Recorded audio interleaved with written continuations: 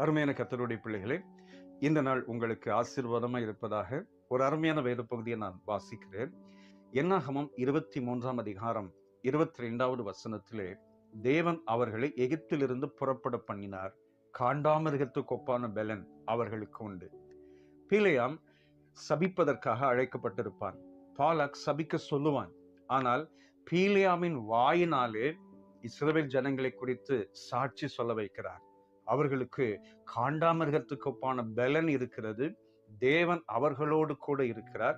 அவர்களுக்கு விரோதமான மந்திரவாதம் இல்லை, அவர்களுக்கு விரோதமான குறி சொல்லுதலும் இல்லை. ஏனென்றால் தேவன் அவர்களை தெரிந்து கொண்டிருக்கிறார். அவர்கள் தேவனுடைய பிள்ளைகள்.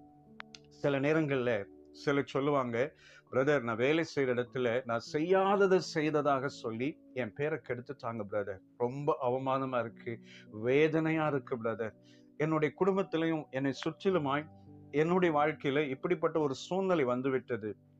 நான் செய்யாததை சொல்லி என்னுடைய வாழ்க்கையில ரொம்ப நெருக்கத்தை கொண்டு வராங்க. நான் நெருக்கப்படுகிறேன் பிரதர், நான் வனாந்திரத்தில் இருக்கேன் பிரதர். நிறைய பேர் சொல்லி எங்களுக்காக ஜெபிங்க பிரதர்ன்னு சொல்லுவாங்க.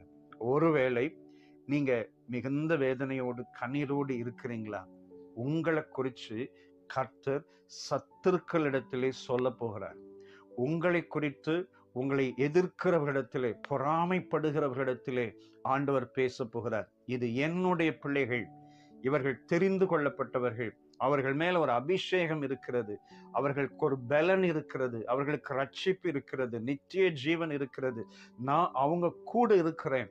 அவங்க நீங்க சொல்ற மாதிரி எதையும் செய்யல, அவங்க உண்மையுள்ள பிள்ளைகள் அப்படின்னு சொல்லி ஆண்டவர் சாட்சி வழங்க பண்ண போகிறார்.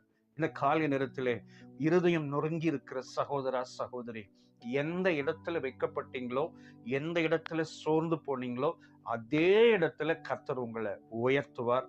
எப்படி பீலேயாம் அவன் இஸ்ரவேல் ஜனங்களை குறித்து பாலாக்கிடத்தில் சொன்னானோ, அதே போல கர்த்தர் சிலரை கொண்டு உங்களை குறித்து, உங்கள் சாட்சியை குறித்து சொல்ல வைப்பார்.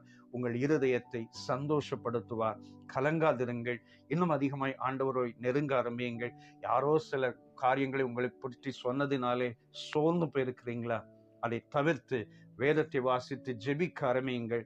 உங்களை குறித்து சாட்சியை சத்துருக்களிடத்திலே ஆண்டவர் சொல்லுவார். உங்களை மகிமைப்படுத்துவார். சேர்ந்து ஜெபிக்கலாமா? வல்லமையுள்ள பிதாவே, நல்ல தேவனே, இந்த காலை நேரத்துக்காய் ஸ்தோத்திரம். அன்பான சகோதர சகோதரிகள் தங்கள் வேலையிலே, தங்களுடைய வாழ்க்கையிலே சோர்ந்து போயிருந்தால் இப்பொழுது அவர்களை தூக்கி எடுப்பீராக. அவர்களை குறித்து சாட்சி விளங்க பண்ணுவீராக. உம்முடைய நாமத்தை மகிமைப்படுத்துவீராக. இயேசு இரட்சக நாமத்தில் வேண்டிக் கொள்கிறோம் பிதாவே. ஆமென், ஆமென். God bless you. Amen.